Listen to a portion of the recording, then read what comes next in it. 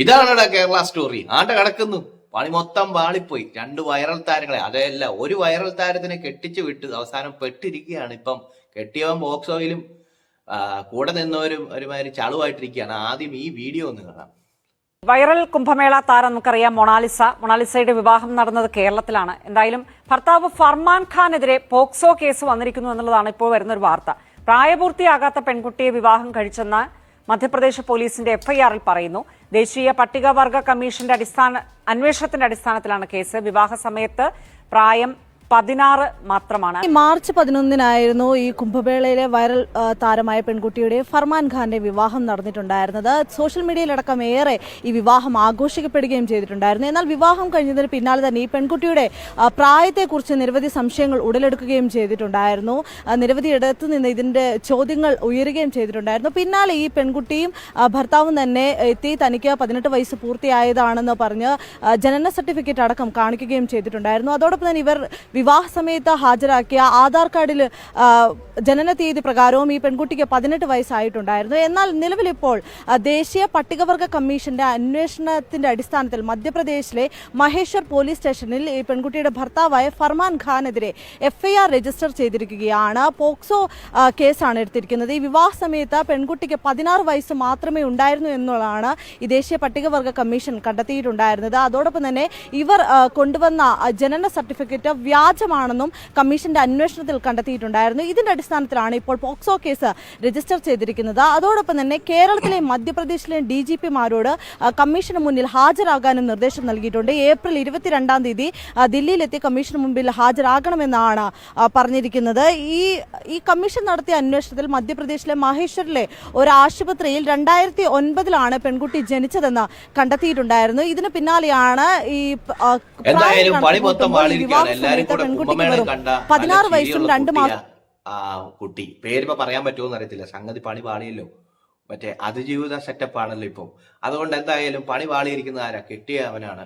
ഇവിടെ കെട്ടിച്ചു കൊടുത്ത കുറച്ചു പേരുണ്ട്. ഇതാണ് യഥാർത്ഥ കേരള സ്റ്റോറി എന്നൊക്കെ പറഞ്ഞു. എന്താണ് ഇപ്പം കേരള സ്റ്റോറി എന്ന് പറഞ്ഞ സാധനം? കേരളത്തിൽ ബുദ്ധിയുള്ളവർ കണ്ടുപിടിച്ചപ്പം സംഗതി വൈകിപ്പോയി. കെട്ടിച്ചു കൊടുത്താനോ? കെട്ടിച്ചു കൊടുക്കാനാണെങ്കിൽ ഇവിടുത്തെ നേതാക്കൾ മുന്നേ നിൽക്കുകയായിരുന്നു. ആ വീഡിയോ കൂടി ഒന്ന് കാണാം. ഇതാണ് കേരളം. ഇതാണ് യഥാർത്ഥ കേരള സ്റ്റോറി. അതിലെല്ലാം അടങ്ങിയിട്ടുണ്ട്. യഥാർത്ഥ കേരള സ്റ്റോറി എന്ന് പറയുന്നത് ഈ കല്യാണമാണ്. നമുക്ക് കേരളത്തിലെ മുഴുവൻ ജനങ്ങൾക്ക് അഭിമാനിക്കാം. ലോകത്തിന്റെ മുന്നിൽ മതേതരത്വത്തിനും മനുഷ്യസ്നേഹത്തിനും പേരുകെട്ട നാടാണ് കേരളമെന്ന് അഭിമാനിക്കാം നമുക്ക് എല്ലാവർക്കും.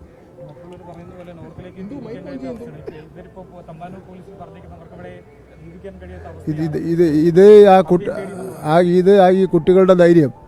ഇതുപോലെ തന്നെ പതിനായിരക്കണക്കിന് ആൾക്കാർ ഇതുപോലെ സമ്മർദ്ദങ്ങൾ. ഇതാണ് കേരളം. ഇതാണ് യഥാർത്ഥ കേരള സ്റ്റോറി.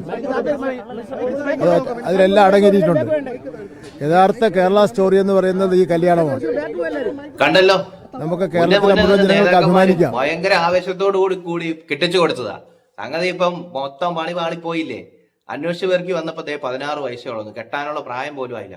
അതോ അങ്ങ് കേരളത്തിന്റെ പുറത്ത് നിന്ന് വാലും പറിച്ച് ഇവിടെ വന്നു. പേടിച്ച് ആരും നമ്മളെ കെട്ടിക്കാൻ സമ്മതിക്കുന്നില്ല. അപ്പം വഴക്ക് പറയും, അമ്മ വഴക്ക് പറയും. അന്ന് അവരെ കെട്ടിച്ചു വിട്ടു. കുറെ പേര് അവരെ സപ്പോർട്ട് ചെയ്തു. എന്തൊക്കെ മേളായിരുന്നു. പാട്ട്, ഡാൻസ്, കൂത്ത്. ഇതിൽ കൂടുതൽ എന്താ പറയാനുള്ളത്? അപ്പനെ പേടിച്ച്. അപ്പൊ ആ അപ്പന്റെ അവസ്ഥ ഒന്ന് ആലോചിച്ച് നോക്കിയേ. പ്രായപൂർത്തിയാകാത്ത ഒരു പെങ്കൊച്ചിനെയും തട്ടിക്കൊണ്ട് ഒരുത്തം നാട്ടിൽ വന്ന് വേറൊരു സംസ്ഥാനത്ത് വന്ന് അവിടെ നേതാക്കന്മാർ ഒന്ന് കെട്ടിച്ചു കൊടുത്തിട്ട് ഇത് കേരള സ്റ്റോറിയാന്നൊക്കെ പറഞ്ഞു കഴിഞ്ഞാൽ എന്തൊരു ഇടപാടാ. ആ അപ്പന്റെ വേദന ഒന്ന് മനസ്സിലാക്കുക. കെട്ടിച്ചു കൊടുത്തവന്മാർക്ക് മക്കളൊക്കെ ഉണ്ടാകുമല്ലോ അല്ലേ? എനിക്ക് ചോദിക്കാനുള്ള അതാ. അവരെ ഇതുപോലെ പ്രായപൂർത്തിയാകാതെ കെട്ടിച്ചു കൊടുക്കുവോ? ഒരു തട്ടിക്കൊണ്ട് പോയി കഴിഞ്ഞാൽ വേദന എടുക്കുവോ? വേദന എടുക്കും. വേദന എടുക്കാതിരിക്കുവോ? എന്നതാണേലും സംഗതി എനിക്ക് പേര് പോലും പറയാൻ പറ്റുന്നില്ല. ആ ചിരിയുള്ള കുട്ടി, ആ ലിസ എന്നാലേ ചിരി ഒന്ന് കുംഭമേളയ്ക്ക് വന്ന് ചിരിച്ചെന്ന് പറഞ്ഞ് ലക്ഷങ്ങളുടെ എന്നാ പറയുന്നത്, ലക്ഷങ്ങള് നല്ല ചിരിയാണ് അവരെ എടുത്ത് പൊക്കി. ആ ശരിയാണ്, അവരുടെ ചിരി നല്ലതാണ്. അവരുടെ ചിരിയും കാര്യങ്ങളും എല്ലാം നല്ലതാണ്. അവിടെ പ്രായം എന്ന് പറയുന്ന ഒരു ഫാക്ടർ ഇല്ല. അവരുടെ ആ ചിരിയിൽ എല്ലാവരും മയങ്ങി പോവാന്നല്ല, അവർക്ക് ഇഷ്ടപ്പെട്ടു. എല്ലാവർക്കും ഇഷ്ടപ്പെട്ടു. നമ്മൾ കാണുമ്പോഴും എന്തോ ഒരു പ്രത്യേകത ഉണ്ടായിരുന്നു. പക്ഷെ അങ്ങനെ ഒരു സമയത്താണ് ഈ ഫർഹാൻ എന്ന് പറയുന്ന ഒരാളുമായിട്ട് ഇഷ്ടത്തിലാവുകയും പിന്നീട് അവരെന്തോ ഒരു സിനിമ ഷൂട്ടിങ്ങിന് ഇടയ്ക്കോ മറ്റുമാണ് ഇവരുമായിട്ട് ഇഷ്ടത്തിലാവുക. അങ്ങനെയാണ് കേട്ടത്. എന്താണേലും കല്യാണം കഴിക്കാനുള്ള പ്ലാനിൽ പെണ്ണിന്റെ അപ്പം കയറി ഉടക്കി, വീട്ടുകാർ കയറി ഉടക്കി. ആ ഉടക്കിന്റെ എല്ലാം ഇടയ്ക്ക് ഈ പറയുന്നവൻ ആ പെണ്ണിനെയും കൂട്ടിക്കൊണ്ട് നേരെ കേരളത്തിലോട്ട് വന്നു. ഇവിടെ വന്നിട്ട് ഞങ്ങളെ രക്ഷിക്കണേ എന്ന് പറഞ്ഞ സമയത്ത് ചാടി വീണ് നമ്മുടെ മന്ത്രിയും 2 മന്ത്രിമാര്. പറഞ്ഞിട്ട് കാര്യമില്ല, കേട്ടപ്പോ മനസ്സലിഞ്ഞു പോയി. സംഗതി അവര് പോലും നോക്കിയില്ല. കൈ കൊടുത്ത സർട്ടിഫിക്കറ്റ് എടുത്ത് നോക്കിയപ്പോ വ്യാജമാണോ ഒറിജിനൽ ആണോ എന്ന് നോക്കിയില്ല. കണ്ടപ്പോ ഈ പേപ്പർ ഇട്ട് നോക്കിയപ്പോ അയ്യോ, പ്രായപൂർത്തിയായ പെൺകൊച്ചിനെ കെട്ടിച്ചു വിടാലോ. അപ്പൊ അങ്ങനെ എന്തായാലും ആ പേപ്പറിന്റെ ഒരു ബലത്തില് സംഗതി കെട്ടിച്ചു. ആളും ബേളവും ചെണ്ടയും മദ്ദളവും ആനയും മറ്റേ അമ്പാരിയും എല്ലാ സാധനവും ഉണ്ടായിരുന്നു. എന്നിട്ട് വാർത്തയിലെല്ലാം നിറഞ്ഞു നിന്ന് അവസാനം ചാനലുകാരി ചെല്ലുന്നു, പത്രക്കാരി ചെല്ലുന്നു, എല്ലാരും കൂടെ ചെല്ലുന്നു. കേരളത്തില് 2 മന്ത്രിമാര് കൂടി കല്യാണം നടത്തി വിട്ടു. എന്തൊരവസ്ഥയാ. എന്നിട്ട് ഇപ്പൊ എന്നാ സംഭവിച്ചെന്നാ, എല്ലാ അവരെ പൊക്കിക്കൊണ്ട് നമ്മൾക്ക് കേരളത്തിൽ അന്ന് കേരള സ്റ്റോറി എന്ന് പറയുന്നൊരു സിനിമ ഇറങ്ങി. ആ സിനിമ കേരളത്തെ അപമാനിക്കുകയാണ് എന്നൊക്കെ പറഞ്ഞിട്ടുള്ള വാർത്തയും കാര്യങ്ങളെല്ലാം വന്ന് നിറഞ്ഞ സമയത്താണ് ഇങ്ങനെ ഒരു സാധനം വന്നത്. ഇതാണ് യഥാർത്ഥ കേരള സ്റ്റോറി എന്ന്. എന്തൊക്കെയായിരുന്നു യഥാർത്ഥ കേരള സ്റ്റോറി. തെളിഞ്ഞു പോയി. നമുക്ക് നാണക്കേടായില്ലേ ഇപ്പം. ഇനിയിപ്പോ വേറെ എന്തൊക്കെയാ വരാൻ പോകുന്നതെന്ന് അറിയത്തില്ല. അതോ ഇനിയിപ്പോ കല്യാണം നടത്തിക്കൊടുത്തവർ ഇനിയിപ്പോ ന്യായം എന്തൊക്കെ പറയുമെന്ന് അറിയത്തില്ല. മറ്റേ അത് പിന്നെ ജബ ഒക്കെ വെക്കേണ്ടി വരും.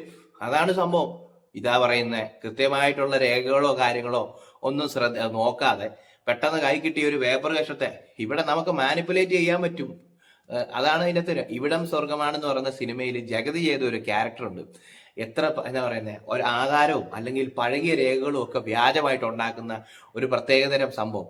അത് ആ ഒരു കറക്റ്റ് കാര്യമാണ് ഇവിടെ നടന്നത്. ഒരു വ്യാജരേഖ ഉണ്ടാക്കി കല്യാണത്തിനായിട്ട് ഇവിടെ വന്ന് ഇവിടെ ഉള്ളവരെയും പറ്റിച്ച്, അതായത് കേരളക്കാരെ മൊത്തം പറ്റിക്കപ്പെടുക ചെയ്ത്. ആ പാവം തന്ത അവിടെ കിടന്ന് പറഞ്ഞതാ മകൾക്ക് പ്രായപൂർത്തി ആയിട്ടില്ലെന്ന്. അന്ന് ഇവിടെ കേൾക്കാൻ ആരും ഇല്ലായിരുന്നു. എന്നിട്ട് ഇപ്പൊ എന്തായി സംഭവം? ഊഞ്ചി പോയില്ലേ.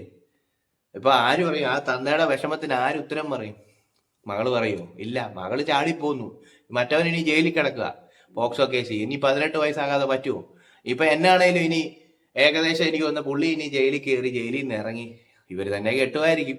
പക്ഷെ ഇതിന്റെ ഇടയ്ക്ക് മകൾക്ക് വല്ലോ ഈ പറഞ്ഞ എന്താ പറയുന്നത്, ചെറിയ പ്രായമൊക്കെയാ, മനസ്സൊക്കെ മാറിപ്പോയാലോ? നമുക്കൊന്നും പറയാൻ പറ്റത്തൊന്നും ഇല്ലെന്നേ. എനിക്ക് അതിന്റെ പേര് പറയാൻ പറ്റുന്നില്ല. ഇനി നാളെ ഞാൻ വല്ലോ അകത്തും പോയി കഴിഞ്ഞു കഴിഞ്ഞാൽ ഇപ്പൊ സംഗതി കേസ് വേറെയായി. അതുകൊണ്ടാ പേര് പറയാത്ത. എന്നതാണേലും കൊള്ളാം. മന്ത്രിമാരും ഇങ്ങനെ മടയന്മാരായി പോകരുത്. കാരണം ആരേലും എന്നതേലും സാധനമായിട്ട് വരും, അതും പിടിച്ചുകൊണ്ട് നേരെ പൊക്കി പിടിച്ചു. ഇതാ ആദർശവും കാര്യങ്ങളും എല്ലാം കൊള്ളാം. പക്ഷെ നമ്മൾ ഇപ്പോഴത്തെ കാര്യം ഡിജിറ്റൽ ലോകമാണ്. നോക്കിയും കണ്ടും ചെയ്യാതെ ഒന്നും നടപടി ഉണ്ടാകത്തില്ല. അല്ലെങ്കിൽ ഇതുപോലെ റോക്കറ്റൊക്കെ ഏറി കയറേണ്ട ഒരു അവസ്ഥയാണ്. എപ്പോഴും ഏറി കയറാൻ നേരമുള്ളൂ. അവിടെ ഇപ്പം അങ്ങനെ വന്ന ഒരു പെണ്ണും ഒരു ചെറുക്കനും കൂടെ മറ്റേ മൂട്ടിക്കൂടെ തീ കത്തിച്ച് മേളി പറപ്പിച്ചേക്കോ ഏറി കയറ്റിയിട്ടുണ്ട്. ഇനി ഏറിൽ നിന്ന് ഇറങ്ങുമെന്ന് അറിയത്തില്ല. എന്നതാണേലും കൊള്ളാം. ഒരു ചിരിയും കളിയും. ആ ചിരി ഇന്ത്യ മുഴുവൻ ഏറ്റെടുത്തു. അവസാനം ഏതോ ഒരു ഷൂട്ടിംഗ് ലൊക്കേഷനിൽ വെച്ച് ഒരുത്തനുമായിട്ട് ഇഷ്ടപ്പെട്ടു. അവനുമായിട്ട് ചാടി കേരളത്തിലോട്ട് ട്രെയിനും വണ്ടിയും പിടിച്ച് നേരെ കേരളത്തിലോട്ട്. ഇവിടെ എടുത്ത് പൊക്കിക്കൊണ്ട് നടക്കാൻ വേറെ ആൾക്കാർ. എല്ലാരും കൂടെ ഇതിൻ്റെ അകത്ത് മീഡിയയും പങ്കാളിയാ. എല്ലാരും കൂടെ എടുത്ത് പൊക്കി മേളി കയറ്റിയായിരുന്നല്ലോ. ഇപ്പം എങ്ങനെ ഇരിക്കുന്നു? സംഗതി പണി വാളിപ്പോയില്ലേ. ഇനി ആരും ഉത്തരം പറയും. ഇതിന്റെ ബാക്കി ഇനിയിപ്പോ എന്നാ സംഭവിക്കാൻ പോകുന്നത്? ആ പെണ്ണിനെ ഇനിയിപ്പോ അതിന്റെ അപ്പം വന്ന് കൊണ്ടുപോയിരിക്കും. എന്നാ വന്നെന്ന് പറഞ്ഞാൽ അവസാനം വീട്ടുകാരല്ലേ കാണുള്ളൂ. അതാണ് ഇതിൽ കൂടുതൽ ഞാൻ എന്നാ പറയാനാ.